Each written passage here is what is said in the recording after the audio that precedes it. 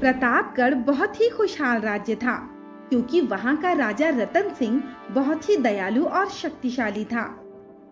लेकिन उसका मंत्री भोला बहुत ही चालाक और कपटी स्वभाव का था। वो सिर्फ अपनी ही भलाई के बारे में सोचता था।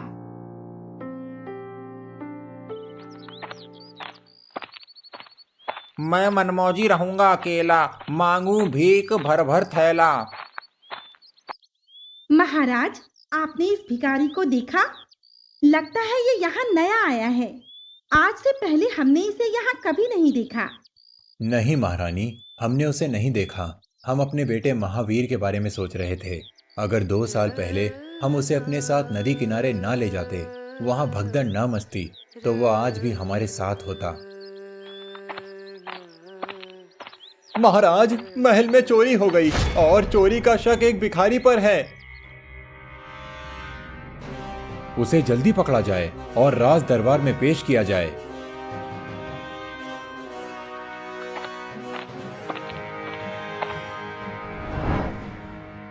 महाराज, यही है वो चोर जिसने राजमहल में चोरी की है। इसे सेनापति शेर सिंह ने बड़ी मुश्किल से पकड़ा है। महाराज, मैंने चोरी नहीं की। इस चोर की तलाशी ली जाए।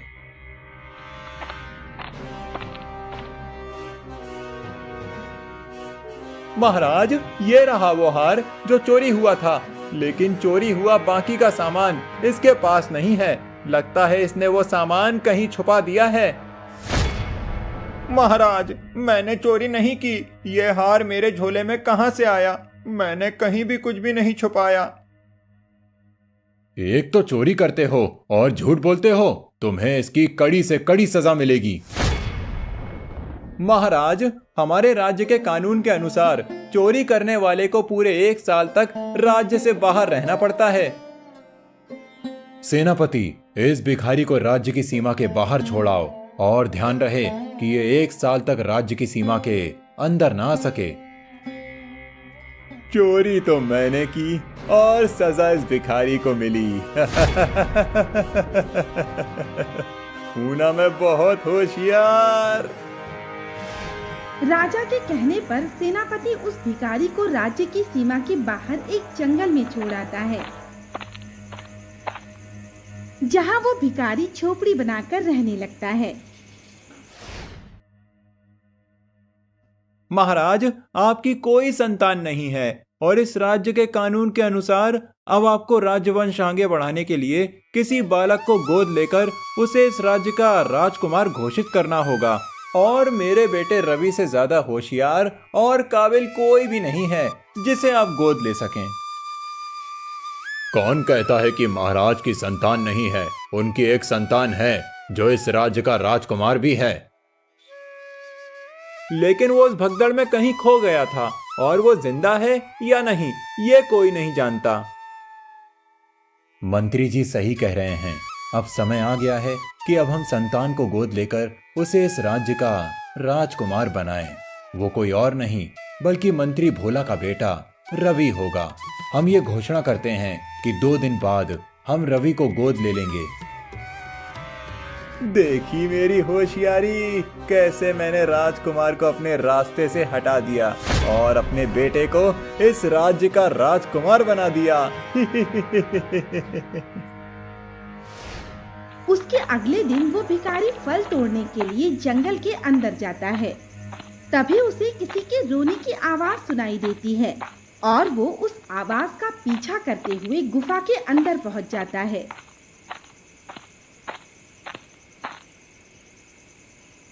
तुम कौन हो और तुम्हें यहाँ कौन बांध कर गया? मैं राजकुमार महावीर हूँ और मुझे यहाँ भोला ने बंदी बनाकर रखा है। क्या मंत्री भोला ने तुम्हें बंदी बनाया हुआ है? उसी की वजह से मैं भी 1 साल के लिए राज्य से बाहर रहने की सजा भुगत रहा हूँ। राजकुमार, आप चिंता मत करिए, मैं आपको अभी राजमहल ले चलूंगा।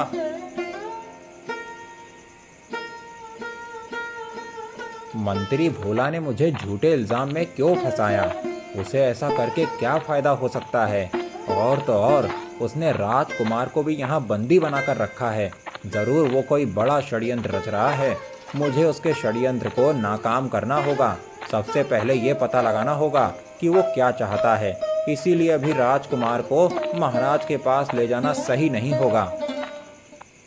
ये सोचकर वो भिखारी राजकुमार को राजमहल ना ले जाकर अपनी झोपड़ी में ले जाता है और खुद रात के समय सबसे छुपकर मंत्री के घर के बाहर जाकर छुप जाता है और उसकी बातें सुनने लगता है। आज मैं बहुत खुश हूँ। मेरी इतनी सालों की मेहनत का फल मुझे मिल गया। अब राजा की सारी दौलत और राज्य मेरा होगा। अब मेरा बेटा बनेगा प्रतापगढ़ का राजा।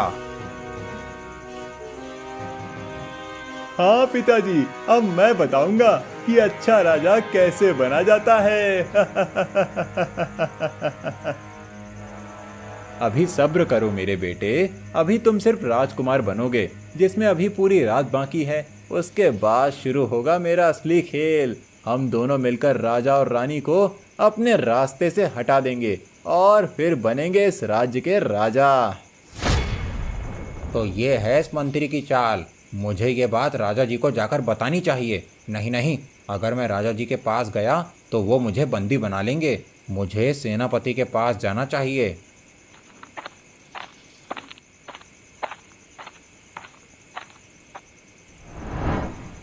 भिखारी शेर सिंह से पूरी बात बताता है और शेर सिंह उसकी मदद करने को तैयार हो जाता है। मैं पूरे राज्य के सामने घोषणा करता हूँ कि मैं अपने मंत्री के बेटे रवि को इस राज्य का राजकुमार। रुकिए महाराज, आपके पुत्र राजकुमार महावीर सिंह जीवित हैं। तू ये क्या बकवास कर रहा है? और सजा पूरी होने से पहले यहाँ आने की तेरी हिम्मत कैसे हुई? सिपाहियों, इसे बंदी बनाया जाए। ठहरो, पहले इसकी बात सुनी जाए महाराज, फिर जो चाहे वो सजा देना। कहो, क्या कहना चाहते हो? महाराज, आपके पुत्र राजकुमार महावीर सिंह जी जीवित हैं और उन्हें इस मंत्री भोला ने बंदी बनाया था ताकि वो अपने बेटे रवि को इस राज्य का राजकुमार बना सके। ये है आपका बेटा, बिल्कुल सही सलामत। मंत्री और उसके बेटे रवि को बंदी बनाया जाए। तुम्हें कैसे पता चला मेरा बेटा कहाँ है और इसे भोला ने बंदी बनाया है? भिखारी राजा शेर सिंह से पूरी बात बताता है। तुमने हमारे बिछड़े राजकुमार को हमसे मिलाया। कहो, क्या इनाम चाहते हो? महारानी, मैंने चोरी नहीं की, मुझे झूठे इल्जाम में फंसाया गया था। मुझे न्याय दिलवाइए। महाराज, इसी मंत्री ने इस पर चोरी का इल्जाम लगाया था। इसकी तलाशी ली जाए और सच बाहर लाया जाए। राजा के आदेश पर सिपाही मंत्री के घर तलाशी लेते हैं, जहां चोरी किए गए गहने मिल जाते हैं, जिसके बाद उस भिखारी को चोरी के इल्जाम से बरी कर दिया जाता है। तो इस तरह भिखारी की मदद से राजा और रानी को बिछड़ा राजकुमार वापस मिल जाता है। माधोपुर नामक एक बहुत बड़ा राज्य था, जहां पर राजा रघुवीर सिंह का राज था। वो बहुत ही समझदार और दयालु राजा था। एक दिन वो सभा में बैठा अपने मंत्री नीलकंठ से प्रजा की भलाई के बारे में चर्चा कर रहा था। तभी उसकी पत्नी रानी कमलावती रोती हुई वहां पहुंची। क्या हुआ रानी कमलावती, तुम रो क्यों रही हो?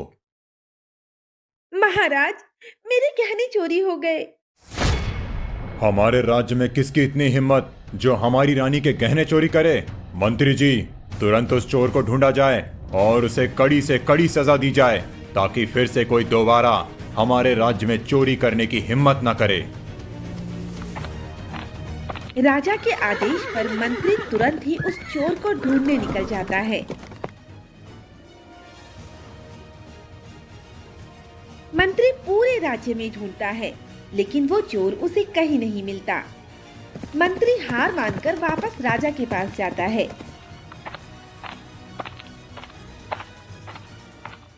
महाराज, वो चोर कहीं नहीं मिला। मैं कुछ नहीं जानती, मुझे मेरे गहने बहुत प्रिय हैं, वो मुझे वापस चाहिए। रानी की जिद के आगे राजा हार मान लेता है और ये ऐलान करवा देता है कि जो कोई भी रानी के गहने ढूंढ कर लाएगा, राजा उसे मुंह मांगा इनाम देगा। ये बात पूरे राज्य में आग की तरह फैल जाती है और सभी लोग रानी के गहने चुराने वाले चोर को ढूंढने लगते हैं। लेकिन राज्य में एक व्यक्ति ऐसा था जिसे रानी के गहनों और राजा के ऐलान के बारे में कुछ भी नहीं पता था। वो धनु नाम का एक गरीब मछुआरा था, जिसका ज्यादातर समय नदी में मछलियां पकड़ते हुए बीत जाता था। अरे धनु, तुझे पता है रानी कमलावती के गहने चोरी हो गए हैं और राजा ने यह ऐलान करवा दिया है कि जो भी रानी के गहने ढूंढ कर लाएगा उसे मुंह मांगा इनाम दिया जाएगा। मुझे क्या करना राजा के ऐलान से? मैं तो जा रहा हूं मछलियां पकड़ने, शायद आज कुछ मछलियां मिल जाएं। इसीलिए तो तू गरीब है। इस गांव में तुझसे गरीब कोई भी नहीं है और इतना अच्छा मौका मिलने के बाद भी तुझे मछलियां पकड़ने की पड़ी है। चल तू भी उस चोर को ढूंढ, शायद तुझे वो चोर मिल जाए और तेरी किस्मत बदल जाए। धनु उसकी बात नहीं मानता और मछलियां पकड़ने चला जाता है, लेकिन उसे एक भी मछली नहीं मिलती और वो अपनी नाव नदी के किनारे लगाकर घर वापस जाने लगता है। आज का दिन भी ऐसे ही बीत गया, मछलियां नहीं मिली। अब मैं क्या करूंगा? धनु घर वापस पहुंच पाता उससे पहले ही रास्ते में उसे राजा के सैनिक पकड़ लेते हैं और राजा के सामने ले जाते हैं। मैंने सुना है कि तुम उस चोर को नहीं ढूंढना चाहते जिसने हमारी रानी के गहने चुराए हैं। महाराज, मैं बहुत गरीब और कमजोर हूँ, भला मैं उस चोर को कैसे पकड़ सकता हूँ? उस गांव वाले ने धनु की शिकायत राजा से कर दी थी, इसीलिए राजा उस गरीब मछुआरे पर बहुत ज्यादा गुस्सा था और गुस्से में फिर वो बोला, तुम्हारी बातों से लगता है जैसे तुम भी उस चोर के साथ मिले हो और तुम्हें पता है कि वो कहाँ है, इसीलिए तुम उसे ढूंढना नहीं चाहते। नहीं नहीं महाराज, मैंने किसी के साथ मिलकर चोरी नहीं की और उस चोर के बारे में मुझे कुछ नहीं पता। मैं कुछ भी नहीं सुनना चाहता। मैं तुम्हें 2 दिनों का समय देता हूँ। अगर तुम रानी के गहने और उस चोर को लेकर दरबार में उपस्थित नहीं हुए तो तुम्हें आजीवन कारावास की सजा दी जाएगी। धनु राजा को समझाने की बहुत कोशिश करता है, लेकिन राजा उसकी कोई बात नहीं सुनता। आखिरकार धनु निराश होकर वापस अपने घर चला जाता है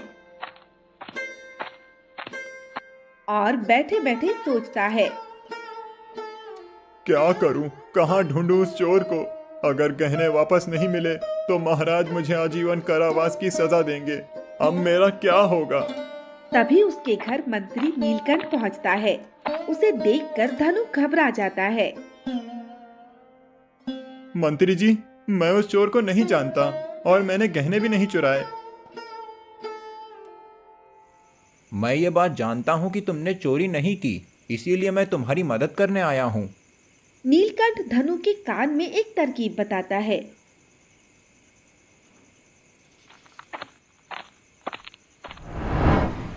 और अगले ही दिन धनु राजा के पास पहुंचता है। महाराज, मैं ये जानता हूँ कि महारानी के गहने कहाँ हैं। अगर तुम जानते हो कि गहने कहाँ हैं तो तुम उन्हें जल्दी से मेरे सामने लेकर आओ। जी महाराज, मैं गहनों के बारे में जरूर बताऊंगा, लेकिन उससे पहले मैं महारानी से कुछ सवाल पूछना चाहता हूँ। धनु की बात सुनकर राजा गुस्सा हो जाता है, लेकिन मंत्री के समझाने पर वो उसकी बात मान लेता है और धनु को रानी कमलावती से बात करने की इजाजत दे देता है।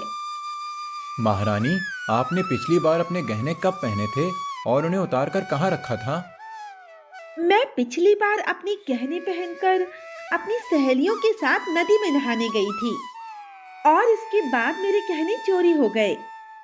महारानी, क्या आपको याद है कि नहाने के बाद जब आप महल वापस आई थीं, तो आपने गहने उतारकर कहाँ रखे थे? मुझे ये बात अच्छे से याद नहीं है। धनु और रानी कमलावती की बात पूरी हो जाने के बाद मंत्री नीलकंठ बोला, महाराज, मैंने सैनिकों के साथ पूरे राज्य में महारानी के गहने ढूंढे, लेकिन गहने कहीं नहीं मिले। अगर आपकी आज्ञा हो तो मैं एक बार नदी के किनारे, जहां महारानी उस दिन नहाने गई थीं, वहां गहने ढूंढना चाहता हूं। राजा रघुवीर सिंह मंत्री को नदी के किनारे गहने ढूंढने की इजाजत दे देता है। और मंत्री धनु को लेकर नदी के किनारे पहुंच जाता है। वो दोनों मिलकर गहने ढूंढने की बहुत कोशिश करते हैं, लेकिन उन्हें रानी के गहने कहीं नहीं मिलते। अगर गहने नहीं मिले तो महाराज मुझे आजीवन कारावास की सजा देंगे। अब मैं क्या करूं? तुम चिंता मत करो, ऐसा कुछ भी नहीं होगा। बहुत ढूंढने के बाद भी जब गहने नहीं मिलते तो वो दोनों हार मानकर वापस जाने लगते हैं। तभी धनु को नदी के किनारे रखे एक पत्थर के नीचे कुछ चमकता हुआ दिखाई देता है। मंत्री जी वो देखिए, उस पत्थर के नीचे कुछ चमक रहा है। मंत्री तुरंत जाकर पत्थर हटाकर देखता है तो उसे रानी के खोए हुए गहने मिल जाते हैं, जिन्हें लेकर वो दोनों राजा के पास पहुंच जाते हैं। महाराज, महारानी के खोए हुए गहने वापस मिल गए हैं। मंत्री जी, तुम्हें ये गहने कहाँ मिले? महाराज, ये गहने उसी पत्थर के नीचे रखे हुए थे जहां महारानी ने उस दिन नहाते समय उन्हें उतार कर रखा था और नहाने के बाद वापस पहनना भूल गई थीं। अपने गहने वापस पाकर रानी बहुत ज्यादा खुश हो जाती है और उसे याद आ जाता है कि वो उस दिन गहने पत्थर के नीचे रखकर भूल गई थी। जी महाराज, मंत्री जी सही बोल रहे हैं, मैं ही नदी के किनारे गहने उस पत्थर के नीचे रखकर भूल गई थी। मंत्री जी, मैं आपकी होशियारी से बहुत प्रसन्न हूँ। आपने मुझे एक बेगुनाह को सजा देने से बचा लिया, लेकिन आपने महारानी के गहने ढूंढे कैसे? महाराज, जब मैंने धनु को देखा तब मैं समझ गया था कि धनु का गहनों की चोरी से कुछ लेना देना नहीं है। इसीलिए मैंने उसे बेगुनाह साबित करने की एक तरकीब सोची और धनु को भी उसमें शामिल किया। मंत्री नीलकंठ ये जानना चाहता था कि महारानी ने गहने आखिरी बार कब पहने थे, जिससे उसे गहने ढूंढने में आसानी हो, और उसने ये तरकीब धनु को उसके घर जाकर बताई थी। मंत्री नीलकंठ की बात मानते हुए धनु ने महारानी से उन गहनों के बारे में पूछा और ये जानकर कि महारानी ने आखिरी बार गहने कब पहने थे, मंत्री नीलकंठ ने धनु मछुआरे के साथ मिलकर वो गहने ढूंढ लिए। इस तरह मंत्री नीलकंठ की सूझबूझ से वो गरीब मछुआरा राजा की सजा से बच गया।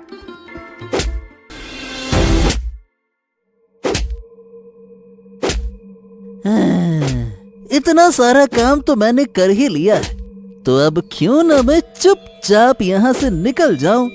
मालिक वैसे भी अपने काम में व्यस्त हैं, मुझ पर ज्यादा ध्यान नहीं देंगे।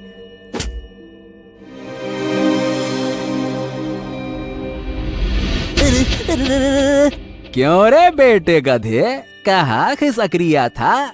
मैं तेरी सारी चालाकी समझता हूँ। चल बेटा, जल्दी से वापस काम पे लग जा, उल्टे पैर हो ले। हाँ। वो खिसक नहीं रहा था मालिक, बस थोड़ा सा मौसम का जायजा लेकर आता हूँ। बहुत थक गया हूँ ना, कितना काम करूँगा मालिक। हाँ, थोड़ा आराम भी तो चाहिए ना। हाँ, क्यों नहीं, तू आराम कर ले और ये सारी की सारी लकड़ियां मैं ढोलूंगा। हाय हाय हाय हाय हाय हाय हाय, तेरी नाजुक कमरिया कहीं लचक गई हो तो जा घूम टहल के आ जा। अरे वाह मालिक, आप तो सचमुच में बहुत ही बड़े दिल वाले हैं। गधे के बच्चे, सुबह से ठूस ठूस के खा रिया है और जंगल में आते ही थक गया तू? रुक जा, तेरी ऐसी की तैसी। रुक। बाप रे, अभी मेरी धुनाई हो जाती। ऐसे नाजुक कमरिया बोल बोल के कौन मारता है यार। चल मटरू, लग जा फिर से काम पे, शुरू हो जा। और इस तरह से मजबूर मटरू गधे को फिर से बोझ ढोना पड़ा। तो दोस्तों, ये था बिलासपुर गांव में रहने वाला मटरू नाम का एक मेहनती गधा, जो अपने मालिक रामू से हमेशा परेशान ही रहता था। अरे क्यों हमेशा मैं ही बोझ उठाऊं? इंसानों को भी तो गधों जैसा काम करना चाहिए। सारी की सारी मेहनत हम पर ही डाल दी जाती है और मजे करते हैं ये इंसान। अरे इन्हें भी तो कंधे और हाथ दिए हैं ना भगवान ने। मटरू को बड़बड़ाते हुए रामू सुन लेता है। गधे पैदा हुए हो, गधे की तरह ही काम करते करते मर जाओगे। बड़े आए इंसानों की बराबरी करने वाले। अरे इंसानों के पास अकल होती है, अकल। मटरू को इस बात पर बहुत गुस्सा आया और वो पैर पटक कर वहां से चल पड़ा।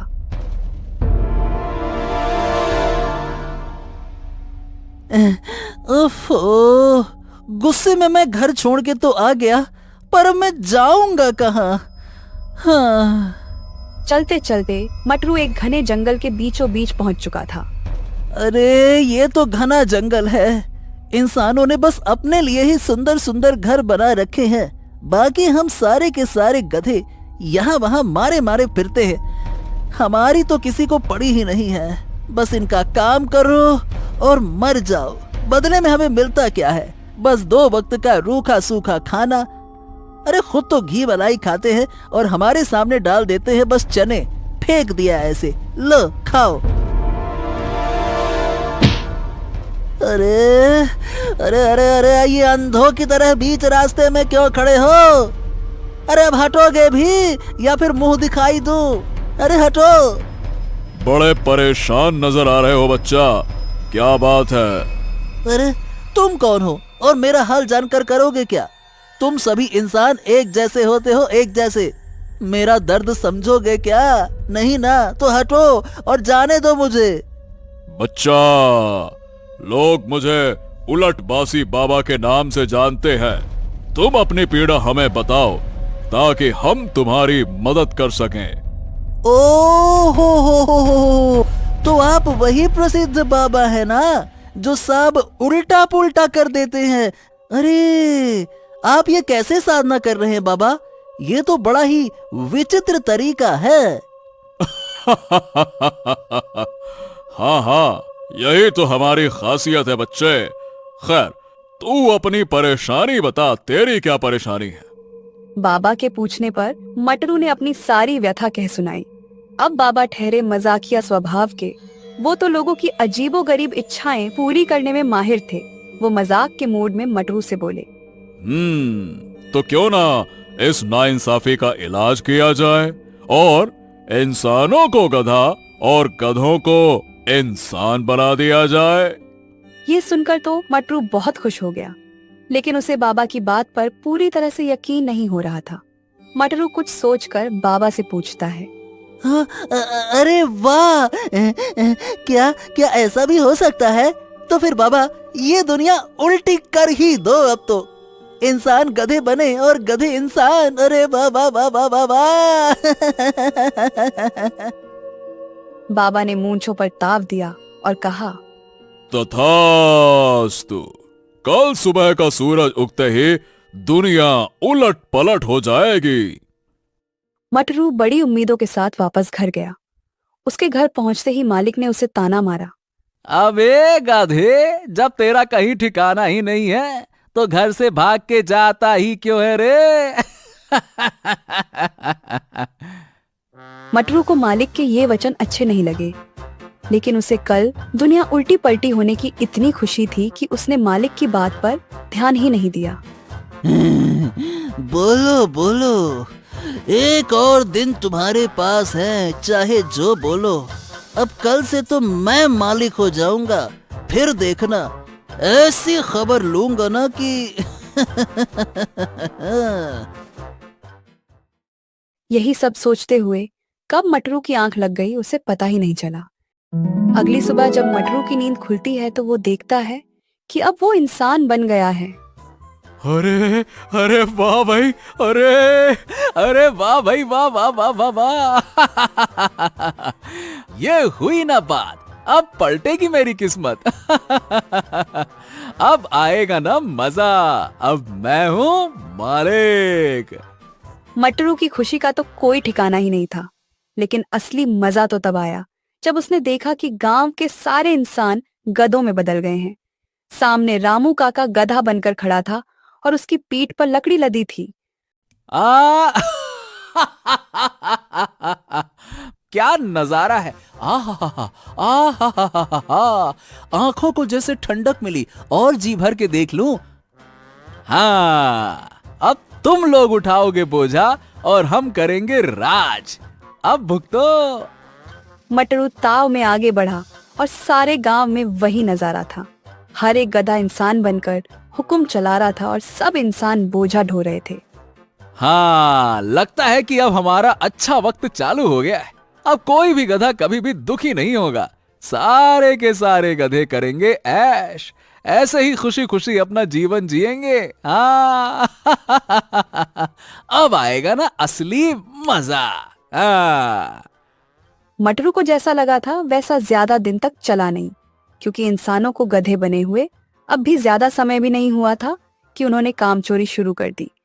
ओए रामू गधे, चल चल उठ उठ। अबे सूरज सर पे निकल आया है, ये सारी की सारी बोरियां उठा ले और मेरे साथ बाजार चल। आज बड़ी बाजार लगी है, वहां बहुत अच्छे दामों में सामान बिकेगा, इसीलिए ज्यादा से ज्यादा बोरियां लाद कर बाजार पहुंचा दे। माफ करना मालिक, आज तो मेरे पेट में बहुत दर्द है। अरे रे रे रे रे रे रे, खड़ा भी नहीं हुआ जा रहा। कहीं तुम्हारा अनाज लेकर नदी में गिर गया तो तुम्हारे सारे अनाज तो पानी में बह जाएंगे ना। फिर बाजार में क्या बेचोगे?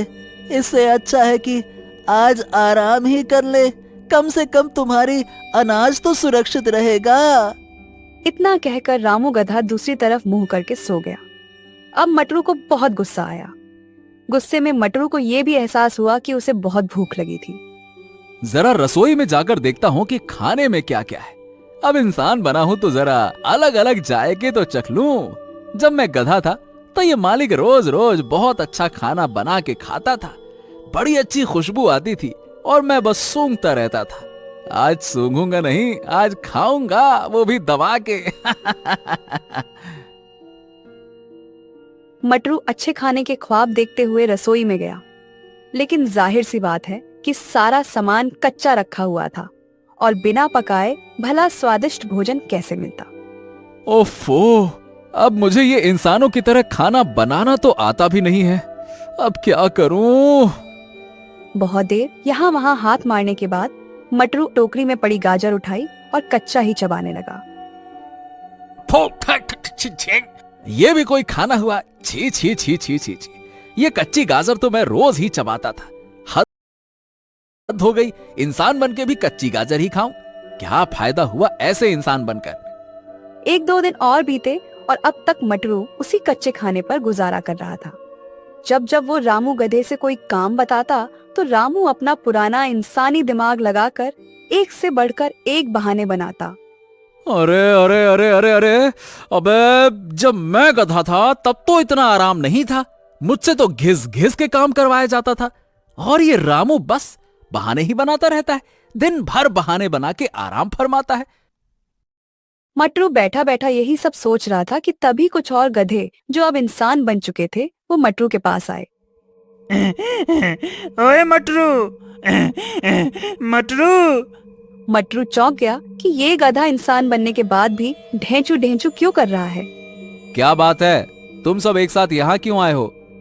अरे वो इंसान जब मालिक थे तो वो पंचायत बैठाकर गांव के कई जरूरी फैसले करते थे ना। तो अब जब हम मालिक बन चुके हैं तो हमें भी पंचायत बुलानी पड़ेगी ना। अरे हाँ हाँ हाँ हाँ हाँ, ये बात तो बिल्कुल ठीक है। चलो हम सब अपनी पंचायत बैठाते हैं। गांव के सभी गधों ओ मतलब कि इंसानों को पंचायत में आने का निमंत्रण दे दो। जाओ। मटरू को सरपंच बनाया गया और पंचायत बुलाई गई। कुछ जरूरी मुद्दों को उठाया गया, लेकिन गधे तो गधे थे, उनमें भला इंसानों जैसी बुद्धि कहाँ से आती। मटरू ने सबसे पहले कहा, तो देखो बारिश का समय आने वाला है, तो हम सबको मिलकर बारिश के पानी को जमा करने की व्यवस्था करनी पड़ेगी और साथ ही साथ अपनी फसलों को बचाना पड़ेगा, कहीं ज्यादा बारिश से फसल खराब ना हो जाए। अरे ये क्या बात हुई भला? अरे भैया, पानी बचाना है या फसल? जरा साफ साफ समझाओ सरपंच जी, ये कैसी अजीब अजीब सी बातें करते हो? लगता है अभी भी गधे जैसे ही बातें करते हो। उसकी बात सुनकर बाकी सब इंसान रूपी गधे भी हंसने लगे। अरे बस बस बकवास मत करो। अरे तुम में इतनी भी अकल नहीं है क्या? और अगर नहीं है तो जाओ यहाँ से, मैं सारा का सारा काम अकेले ही कर लूंगा। ओ हो, देखो तो इस मटरू को, ये खुद को बहुत चालाक समझता है, हैं? अरे हम सब पहले गधे थे, इसीलिए ये हमें अभी भी गधा बना रहा है। ये हम सबको किनारे करके खुद को गांव का राजा बनाना चाहता है। हाँ, यह चालाकी दिखा रहा है ससुरा।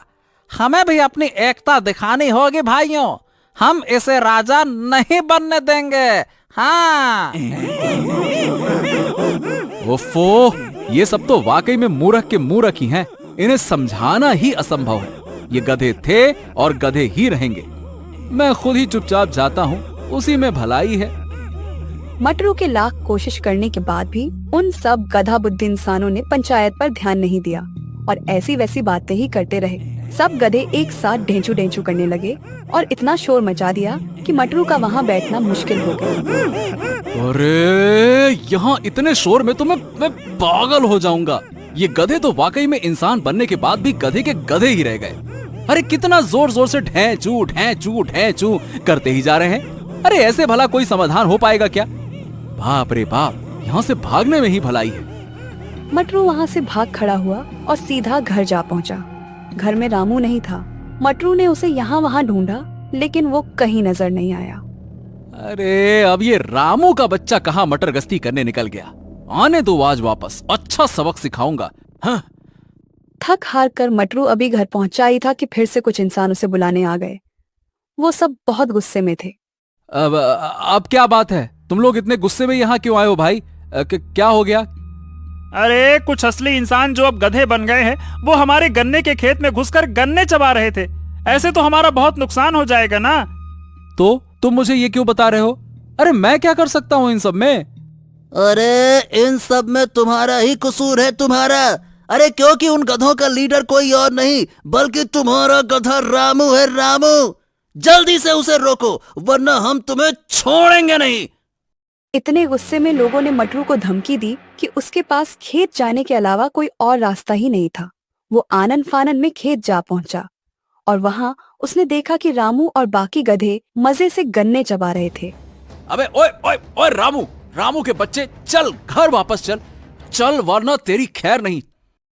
रामू गधे ने मटरू की बात को सुनकर भी अनसुना कर दिया। अब मटरू को और गुस्सा आ गया और वो डंडा लेकर रामू गधे को मारने के लिए आगे बढ़ा, लेकिन रामू गधे ने एक दुलत्ती मारी और मटरू बहुत दूर जा गिरा। बाकी गधे ये देखकर हंसने लगे। अरे ये कैसी शर्मिंदगी भरी जिंदगी है। इंसान होकर गधे से लात खा रहा हूँ। मुझे नहीं बनना कोई इंसान विंसान। मैं गधा ही भला था, मुझे वापस से गधा बनना है बस। अरे रे क्या लात मारी है। अरे रे।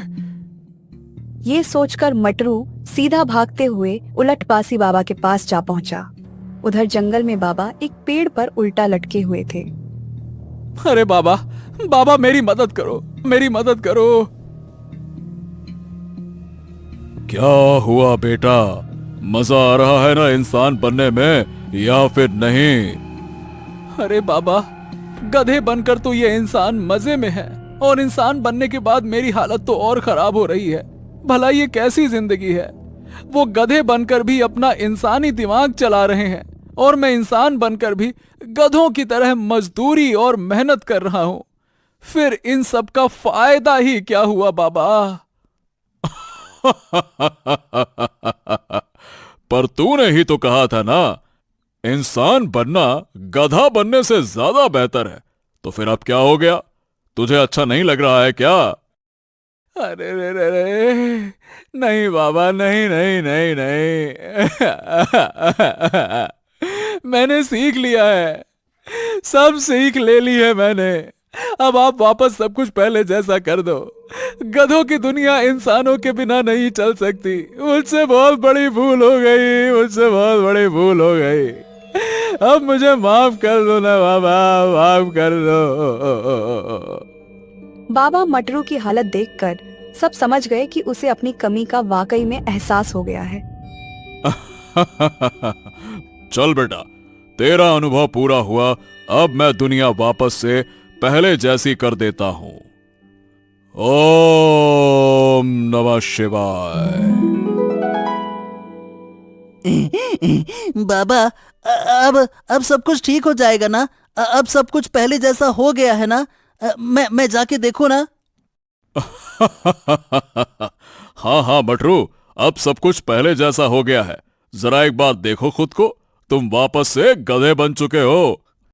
मटरू ने जब अपने शरीर पर ध्यान दिया तो उसने देखा कि वो सचमुच में वापस गधा बन चुका था। अब तो मटरू से रहा ही नहीं गया और वो जल्दी से भागकर अपने घर गया। घर में रामू काका कुएं से पानी निकालकर आ रहा था। क्यों रे, आ गए वापस मटरू महाराज? काफी अच्छा अनुभव था ना ये इंसान से गधा और फिर गधे से इंसान बनने का। अब चल फिर से वापस अपना जीवन जीते हैं। मटरू को आज पहली बार रामू काका को देखकर इतनी खुशी हो रही थी, वो सीधा जाकर अपने मालिक के पैरों में गिर गया। क्या बात है मटरू, सब ठीक तो है ना? लगता है कि इंसान बनकर तुझे ज्यादा मजा नहीं आया है? अरे रहने दो मालिक, क्यों मेरी टांग खींच रहे हो? तौबा करता हूँ मैं ऐसे मजे से, दोबारा कभी ऐसा ना हो। चलो फिर तो कोई बात नहीं। अब हम ऐसा करते हैं, कुछ खा पीकर काम पर लगते हैं। आज तुम्हारे लिए मैंने कुछ खास खाना मंगाया है। खाने की बात सुनकर मटरू बहुत खुश होता है और जल्दी से जाकर देखता है कि खाने में क्या है। सामने कुछ घास जैसा ही था, लेकिन जब मटरू ने उसे चखा तो उसे स्वाद बहुत अलग लगा। ये क्या मालिक, ये दिखता तो घास जैसा है मगर बहुत ही अलग और स्वादिष्ट है। आखिरकार ये चीज क्या है मालिक? मटरू, ये राजस्थानी घास है, बहुत दूर से खास तुम्हारे लिए मंगवाई है। इसका स्वाद भी तुम्हें बहुत अच्छा लगेगा और ये तुम्हारी सेहत के लिए भी काफी अच्छी है। अब से तुम यही खाना। तुम इतनी मेहनत करते हो तो तुम्हारा ध्यान रखना भी तो मेरा ही फर्ज है ना। रामू काका भी अब मटरू के साथ बहुत प्यार से रह रहे थे, क्योंकि कहीं ना कहीं उन्हें भी गधा बनकर ये एहसास हो गया कि मटरू कितनी मेहनत करता है। और रामू काका का ऐसा बदला हुआ व्यवहार देखकर मटरू भी काफी खुश हुआ। इसीलिए अब मटरू ने शिकायत करना बिल्कुल छोड़ दिया और दोनों हंसी खुशी से साथ रहने लगे। खटोलापुर गांव में एक पंडित जी रहते थे। वैसे तो पंडित जी बड़े विद्वान थे, मगर अपने ज्ञान, अपनी लालची प्रवृत्ति और स्वादिष्ट भोजन के प्रति आकर्षण के लिए जाने जाते थे। इसलिए गांव वाले उन्हें पेटू पंडित के नाम से भी प्रसिद्ध कर दिए थे। एक दिन पंडित जी गांव की गलियों से निकल रहे थे।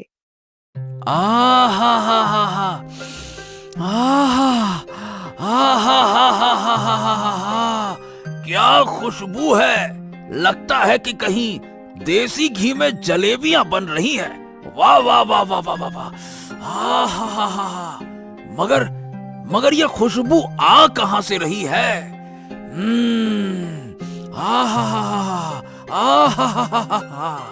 पंडित जी सांस भर के उस खुशबू को अपने अंदर समाने लगे, जैसे कि खुशबू से ही सारा पेट भर लेंगे। खुशबू का पीछा करते करते पंडित जी गली में बने सबसे कोने वाले घर में गए। ये खुशबू तो इसी घर से आ रही है। कुछ भी हो, ये जलेबियां तो मुझे खानी ही होगी।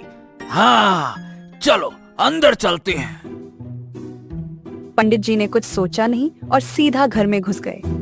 अंदर घनश्याम दास, उसका बेटा और पत्नी थे। पेटू पंडित को देखकर वो सब चौंक जाते हैं। अरे आइए पंडित जी, आइए आइए आइए, बताइए कैसे आना हुआ?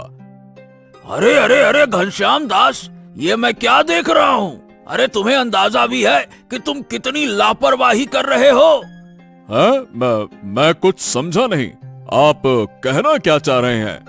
अरे भैया, तुम्हारे सर पर राहु, केतु और कई सारे ग्रह एक साथ नाच रहे हैं और तुम आराम से बैठे हो हैं? ऐसे तो आने वाले समय में तुम्हें कई सारी मुसीबतों का सामना एक साथ करना पड़ सकता है। पंडित जी की बात से सभी लोग घबरा जाते हैं। अरे नहीं नहीं, तो हमें क्या करना चाहिए पंडित जी?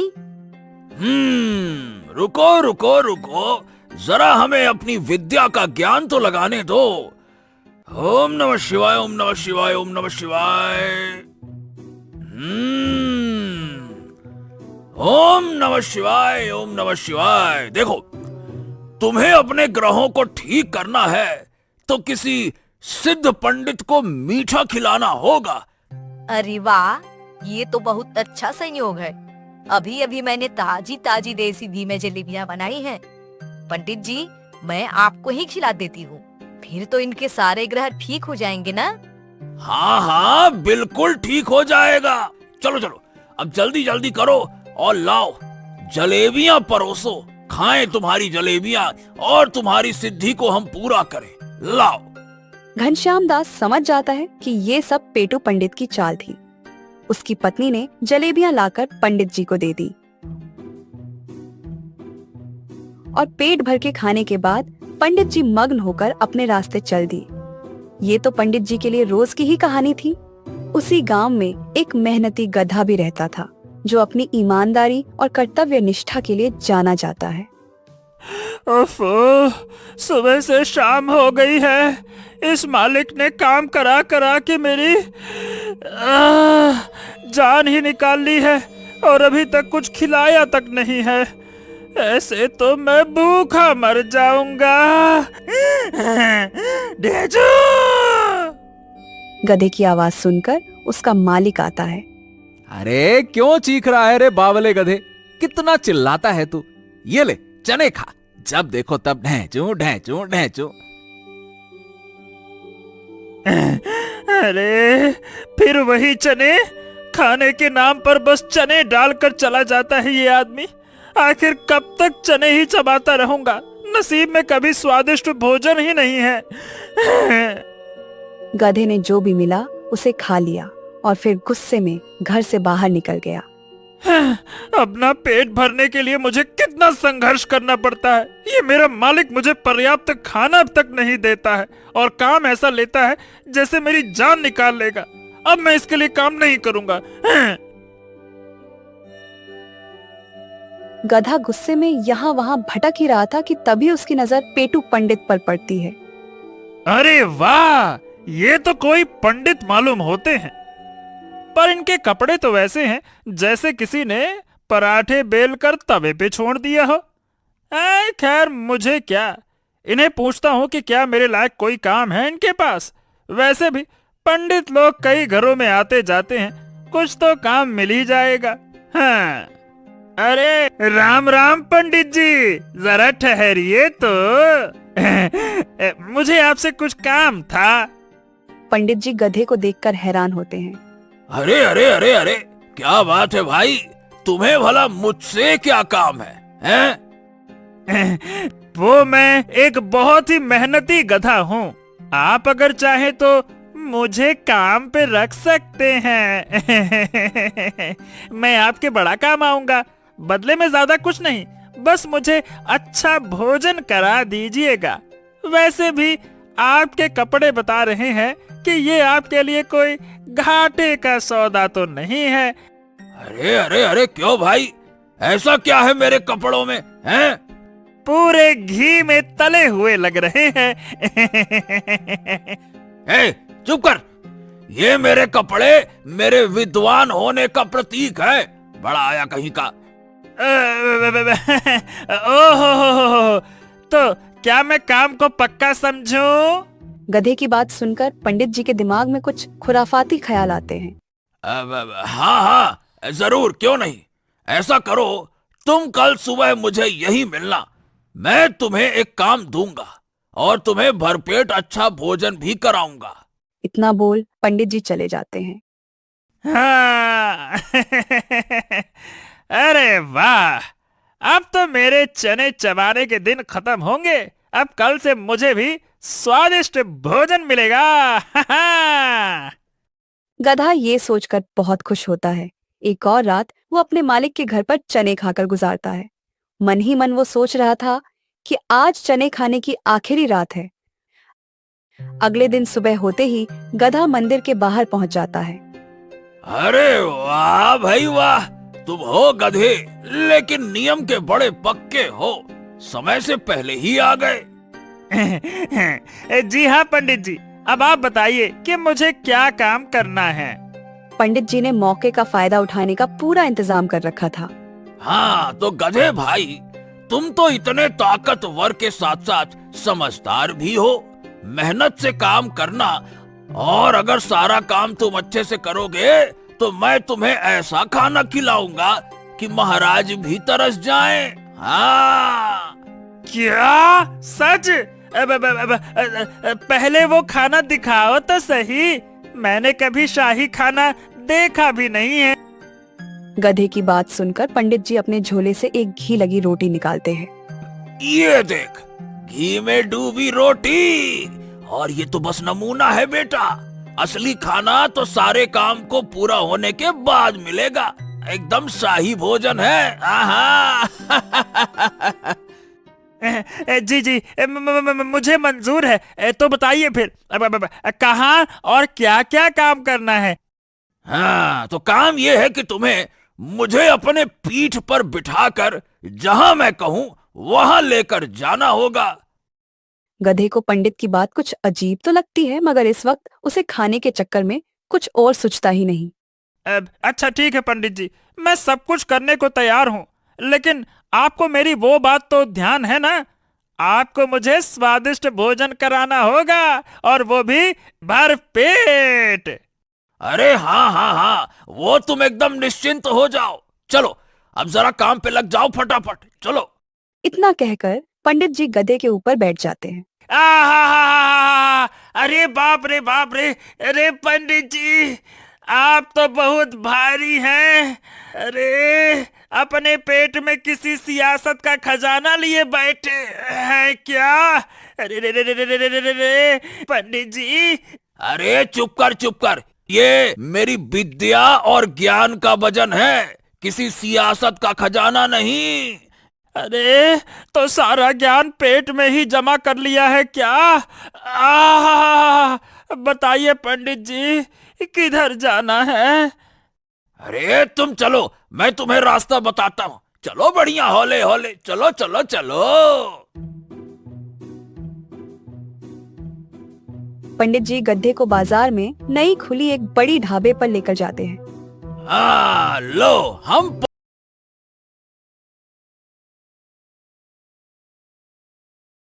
अब तुम जरा यहीं रुको, मैं अभी आता हूँ। पंडित जी गधे को बाहर खड़ा करके खुद अंदर चले जाते हैं। अरे पंडित जी आप यहाँ कैसे हैं? अरे भैया, हमने सुना है कि आपकी ये नई नवेली दुकान खुली है, तो हमने सोचा कि आपके पहले ग्राहक बनकर आपके पूरे खानों को प्रसाद बना देते हैं। फिर तो आपकी दुकान दिन दूनी रात चौगनी तरक्की करेगी। मालिक समझ गए कि ये वही पेटू पंडित है जिनके बारे में सारे गांव में चर्चा है। उन्हें पता था कि इनसे बचना नामुमकिन है, इसलिए उन्होंने पंडित जी के लिए खाने की थाली लगवा दी। बाहर खड़ा गधा ये सब देख रहा था। वाह वाह वाह वाह, पंडित जी की असली खूबियां तो उनके खाने के कारनामों में छिपी है। प्रसाद के नाम पर तो इन्होंने पूरी की पूरी थाली ही खाली कर दी। उधर अंदर पंडित जी ने अपनी पोटली में से मिर्ची और नमक का डिब्बा निकाला और थाली में स्वादानुसार छिड़काव किया। अब तो स्वाद बिगड़ने का सवाल ही नहीं था।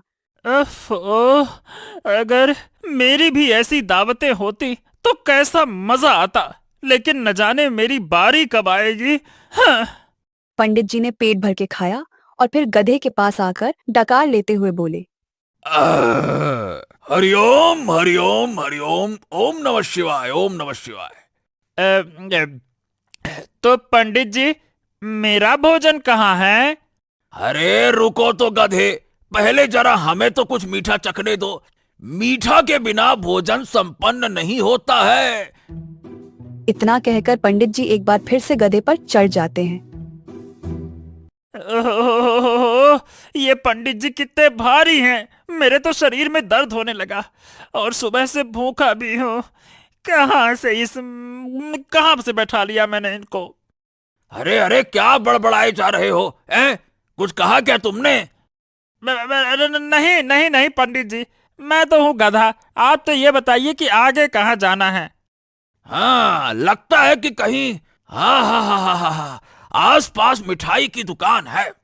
देखो तो बड़ी अच्छी खुशबू आ रही है। आ हा हा हा हा, जहां से खुशबू आ रही है उस तरफ चलो चलो चलो चलो। अब बेचारा गधा फिर से पंडित जी के बताए रास्ते पर चल देता है। चलते चलते अचानक से वो लड़खड़ा भी जाता है, मगर भोजन की आस में वो रुकता नहीं। मिठाई की दुकान पर पहुंचकर पंडित जी वहां भी छकने के नाम पर कई स्वादिष्ट मिठाइयां खा लेते हैं। इसी तरह से पंडित जी पूरे बाजार में गड्ढे पर बैठकर सैर कर लेते हैं और उनकी खूब पेट पूजा हो जाती है। पंडित जी, अब तो शाम होने को आ गई है। आपका भोजन भी हो गया, मीठा भी हो गया। अब तो आप मुझे मेरा भोजन दे दीजिए। भूख के कारण बड़ी कमजोरी लग रही है। उधर पंडित जी का तो गधे को भोजन कराने का कोई इरादा था ही नहीं, और अब वो गधे से अपना काम भी निकलवा चुके थे। इसलिए बहाना बनाते हुए पंडित जी कहते हैं, देखो, आज तो जिन जिन दुकानों पर मैं गया था वो सब नई नई खुली थी और मैं ही वहां पहली बार गया था, तो भला तुम्हें कैसे खिलाता। और लोग अगर पंडित के साथ गधे को देखते तब तो वो मुझे पूछते भी ना। इसीलिए आज तुम ये घी वाली रोटियां ऐसे ही खा लो। अब जब कल मैं और तुम फिर से बाजार जाएंगे तब मैं तुम्हें इससे भी बड़ी दुकान में खाना खिलाऊंगा। मेवे, मालपुआ, शाही वाला खाना खिलाऊंगा कल। अब तो गधा यह समझ जाता है कि पंडित उसे बेवकूफ बना रहे हैं और दूर दूर तक उसे भोजन नहीं कराएंगे। क्रोध और भूख से व्याकुल गधा पंडित की चालाकी के खिलाफ एक योजना बनाता है। अरे तो कल क्यों, आज ही बताइए ना पंडित जी कि और कहाँ जाना है। मैं चाहता हूँ कि आपकी ज्यादा से ज्यादा मदद कर दूं, ताकि जब मुझे भोजन मिले तो वो लाजवाब हो। हो, इस ससुरा गधा तो वाकई में बहुत ही बड़ा गधा है। अभी तक ये मेरी चालाकी समझ ही नहीं पाया, तो क्यों ना इसका और फायदा उठाया जाए। हाँ हाँ हाँ हाँ, भाई तुम तो बड़े समझदार निकले, हमने तो सोचा भी नहीं था। अरे नहीं नहीं नहीं, आपके सामने मुझ में कैसी समझदारी। चलिए एक काम करते हैं, मैं आपको बिठाकर आपके घर छोड़ देता हूँ। पंडित जी तो ये सब सुनकर खुशी से फुले नहीं समा रहे थे। उनके लिए तो चांदी ही चांदी थी। खा पी कर अब उन्हें बैठे बैठे घर जाने को मिल रहा था और उन्हें बिल्कुल मेहनत भी न करनी पड़ती। फिर पंडित जी मजे से गधे पर बैठ जाते हैं और चल देते हैं। गधा उनको उबड़ खाबड़ रास्ते से लेकर जा रहा था। अरे अरे अरे गधे, ये तुम हमें, अरे भाई किस रास्ते से ले जा रहे हो? बहुत बहुत दच्चा लग रहा है, मतलब झटके लग रहे हैं। अरे अरे कहीं गिरा, अरे पटक न देना भैया, गिरा दोगे क्या? अरे आराम, अरे आराम से आराम से। बस बस बस बस, अपने पेट शांति के लिए थोड़े झटके लगा रहा हूँ, इससे आपके सारे दोष खत्म हो जाएंगे। गधा उनके घर जाने की बजाय उन्हें बाजार के मुख्य चौराहे पर ले जाकर खड़ा कर देता है। अरे गधे, तुमने गलती कर दी। ये मेरा घर थोड़ी है, मेरा घर तो दूसरी दिशा में है। दरअसल पंडित जी, आपकी दशा ने आपकी सारी दिशाएं खराब कर दी हैं। गधा अचानक जोर जोर से बोलने लगता है, सुनो सुनो सुनो गांव वालों, पंडित जी ने मुझे 7 दिन से बेवकूफ बना रखा है। रोज मेहनत मजदूरी कराते हैं और खाना भी नहीं देते। भला कहीं देखा है ऐसा पेटू पंडित जो खाना नहीं देते, सिर्फ काम कराते हैं। गधे की ऐसी हरकत देखकर तो पंडित जी भौचक के रह गए। ऊपर से गधे ने कहानी में 7 दिन से काम करवाने का झूठा तड़का भी लगा दिया था। उधर गांव के लोग गधे की बात सुनने के लिए रुक गए। क्या बात कर रहे हो गधे भाई, पंडित जी ने तुम पर ऐसा जुल्म ढाया है? बाप रे बाप, क्यों पंडित जी? और क्या भैया, आज 7 दिन से मुझे भूखा घुमा रहे हैं। ये पेटू महाराज एक साथ 12 आदमियों का खाना चट करने की शक्ति रखते हैं, लेकिन जब बारी मेरी आती है तो पेट में पापी ग्रह आ जाते हैं। हाय राम राम राम राम राम, क्या पंडित जी, अरे ऐसे काम करना भला आपको शोभा देता है क्या? हैं? और क्या, इस बेचारे गधे से वादा करके इसे बेवकूफ बना रहे हैं। कितनी बुरी बात है, बताओ तो। अब तो पंडित जी की पोल पूरी तरह खुल चुकी थी। अब उन्हें समझ आ गया कि गधे से बचना नामुमकिन है, इसलिए उन्होंने हालात से समझौता करने में ही भलाई समझी। अरे तो अभी कौन सी देरी हो गई है, चलो चलो मैं तुम्हें अभी खाना खिला देता हूँ। इतना क्या दुखी होते हो भाई, चलो चलो। अरे जाओ जाओ जाओ, मुझे कोई भरोसा नहीं तुम्हारी इन बातों पर, तब से यही तो सुन रहा हूँ। हैं? अरे तो नाराज मत हो, देखो गधा भाई, मैं तुम्हें कल पक्का मालपुआ मिठाई खिलाऊंगा। अरे तो पहले अपने झोले से वो मिठाई निकालो जो तुमने पिछले हफ्ते खाई थी, जरूर वो भी किसी से मांग कर ही खाई होगी। अरे नहीं नहीं नहीं नहीं, मैं तुम्हारी दावत जरूर कराऊंगा। अरे भाई मुझ पर विश्वास तो करो। अच्छा, तो उस दावत के लिए कौन सी जन्नत जाना होगा? इस धरती पर आपकी दावत तो होती नहीं दिखती है। अरे पंडित जी, अब ये बहानेबाजी बंद करो और इसको खाना खिलाओ, वरना तुम्हारी दावत तो हम सब करेंगे। हाँ बाबा हाँ, मैं मना कहाँ कर रहा हूँ, बस अब मैं इसे खाना खिला दूंगा। अरे पंडित जी, आपका ये खाना तो एकदम अमावस की रात की तरह है, जो आता ही नहीं है। गधे की बात सुनकर बाजार के सभी लोग जोर जोर से हंसने लगे और पंडित जी को बड़ी लज्जा आ रही थी। वो धीरे से गधे से बोले, अरे बस भी करो ना मेरे बाप, ये सब छोड़ो और अब चलो मेरे साथ। मैं तुम्हें बढ़िया दावत दूंगा, जो हुआ उसे भूल जाओ ना, ऐसी छोटी छोटी बातों को दिल से नहीं लगाते। अब जाकर गधे को लगा कि उसका बदला कुछ पूरा हुआ, इसलिए वो पंडित जी की बात मानकर उनके घर गया। पंडित जी ने पंडिताइन से कहकर तरह तरह के व्यंजन बनवाए और गधे के सामने रखे। गधा बड़ा भूखा था और बहुत प्रेम से भोजन करने लगा। ये क्या तमाशा है? अब क्या घर में गधे भी भोजन करेंगे? तुम्हारा दिमाग तो ठीक है ना? अरे चुप करो, उसे भरपेट खिलाओ और विदा करो। आज इस गधे के चक्कर में बाजार में मेरी पूरी इज्जत की धज्जियां उड़ गईं।